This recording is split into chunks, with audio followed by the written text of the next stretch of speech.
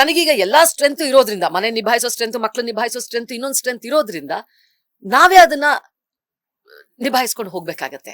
ಅಲ್ಲಿ ಜಿದ್ದಾಜಿದ್ದಿಗೆ ನಿಂತು ಬಿಟ್ರೆ ಮುಗೀತದು. ಸೊ ಹಾಗಾಗಿ ಆಮೇಲೆ ಇನ್ನೊಂದೇನು ಅಂತಂದ್ರೆ ಟೈಮ್ ಮ್ಯಾನೇಜ್ಮೆಂಟ್. ನನ್ನ ಜೀವನದಲ್ಲಿ ಮಂಜುನಾಥ್ ಅವರೇ, ನಾನು ಎಲ್ಲದಕ್ಕಿಂತ ಹೆಚ್ಚಾಗಿ ಬೆಲೆ ಕೊಡೋದು ಸಮಯಕ್ಕೆ. ಯಾವ್ದು ಬೇಕಾದ್ರೂ ವಾಪಸ್ ಬರುತ್ತೆ, ಆದ್ರೆ ಸಮಯ ಅನ್ನೋದು ವಾಪಸ್ ಬರಲ್ಲ. ಅದು ನನಗೆ NCC ಟೈಮಿಂದನೂ ಏನಾಯ್ತು ಅಂತಂದ್ರೆ ಆ ಸಮಯ ಪ್ರಜ್ಞೆನ ತುಂಬಾ ಚೆನ್ನಾಗಿ ಹೇಳ್ಕೊಡ್ತದು. ಎಲ್ರಿಗೂ ಇರೋದು 24 ಗಂಟೆನೆ. ನಮ್ ದೇಶದ ಪ್ರಧಾನಮಂತ್ರಿಗೆ ಇರೋದು 24 ಗಂಟೆನೆ. ಕಟ್ಟೆ ಮೇಲೆ ಕುತ್ಕೊಂಡು ಹರಟೆ ಹೊಡೆಯೋ ಹುಡುಗರಿಗಿರೋದು 24 ಗಂಟೆನೆ. ಯಾರು ಸಮಯವನ್ನ ಹೇಗೆ ಬಳಸ್ಕೊಳ್ತೀವಿ ಅದ್ರ ಮೇಲೆ ನಮ್ ಜೀವನ ನಿಂತಿದೆ.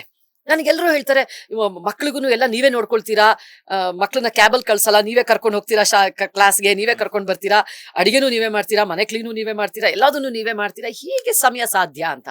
ಸಾಧ್ಯ ಇದೆ. ಈಗ ಒಂದು ರಾಜ್ಯದ ಚೀಫ್ ಮಿನಿಸ್ಟ್ರು ಅಥವಾ ದೇಶದ ಪ್ರಧಾನಮಂತ್ರಿಗಳು ಅಷ್ಟು ಮಾಡ್ತಾ ಇದ್ದಾರೆ ಅಂದ್ಮೇಲೆ ನಾವು ಈ ಚಿಕ್ಕ ಪುಟ್ಟದನ್ನ ನಿಭಾಯಿಸೋದು ಯಾವುದೂ ಇಲ್ಲ. ಎಲ್ಲವೂ ಮನ್ಸಲ್ಲಿರುತ್ತೆ ಮಂಜುನಾಥ್ ಅವರೇ. ಎಲ್ರಿಗೂ ನಮ್ ಕೆಪಾಸಿಟಿ ಏನಿದೆ ಅಲ್ವಾ, ನಾವ್ ಅಂದ್ಕೊಂಡಂಗೆ ನನ್ ಕೈಲಿ ಇದು ಆಗತ್ತೆ ಅಂತ ಅಂದ್ಕೊಂಡ್ರೆ ಆಗತ್ತೆ, ಆಗಲ್ಲ ಅಂದ್ಕೊಂಡ್ರೆ ಆಗಲ್ಲ. ಸೊ ಹಾಗಾಗಿ ಆ ಒಂದು ಸೋಮಾರಿತನನ ಬಿಟ್ಟು ಹೊರಗಡೆ ಬಂದಾಗ ಎಲ್ಲದನ್ನು ಖಂಡಿತವಾಗಿಯೂ ನಿಭಾಯಿಸ್ಬೋದು. ಇವಾಗ ನೀವ್ ಹೇಳಿದ್ರಿ 2 ಕಾಲ ಮೇಲೆ ದೋಣಿ ಇಟ್ಕೊಂಡು ಹೋಗುವಂಥದ್ದು. ನನ್ನ ಅದೃಷ್ಟಕ್ಕೆ ಏನಾಯ್ತು ಅಂತಂದ್ರೆ ಕ್ಷೇತ್ರ ಒಂದೇ, ಅದು ಬೇರೆ ಬೇರೆ ಮುಖಗಳಾಯ್ತು ಅಷ್ಟೇ. ಇವಾಗ ಭರತನಾಟ್ಯಕ್ಕೂ ಆಕ್ಟಿಂಗಿಗೂ ಬಹಳ ವ್ಯತ್ಯಾಸ ಇಲ್ವೇ ಇಲ್ಲ. ಇಲ್ಲೂ ನವರಸಗಳು ಮಾಡ್ಕೊಂಡೇ ನಾವು ಬಂದಿರ್ತೀವಿ. ಒಂದ್ ವ್ಯತ್ಯಾಸ ಏನಾಯ್ತು ಅಂತಂದ್ರೆ ನಾವು ಸ್ಟೇಜ್ ಪರ್ಫಾರ್ಮರ್ಸು ಸ್ವಲ್ಪ ಎಕ್ಸಾಜುರೇಟ್ ಮಾಡಿ ತೋರಿಸ್ತೀವಿ.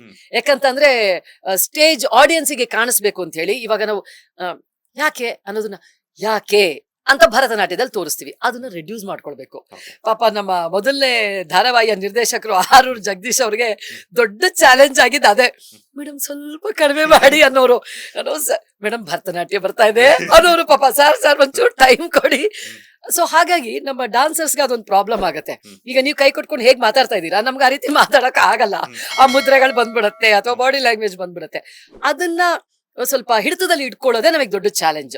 ಪಾಪ ಅದನ್ನ ನಿರ್ದೇಶಕರು ಸಮಾಧಾನದಲ್ಲಿ ಸರಿ ಮಾಡಿ ಒಂದು ದಾರಿಗೆ ಕಳಿಸಿದ್ರು. ಸೊ ಹಾಗಾಗಿ ಅದು ಒಂದೇ ಕ್ಷೇತ್ರ ಅಂತ ನಾನು ಪರಿಗಣಿಸ್ತೀನಿ.